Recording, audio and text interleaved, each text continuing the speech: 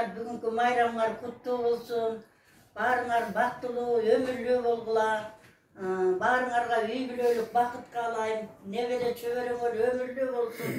Ыйман ырыс кечиктүү болсун. Мындай майрамдын көптөгөн жылдарын тозо бергиле. Анан ошо майрам бүгүн сагын келин балам ошо бүгүнкү майрамың менен куттуктап, бейшеке жандаровдун сагынга деген ырын ошо келин балама өзгөчө белек кылып тартуулап койгум келет.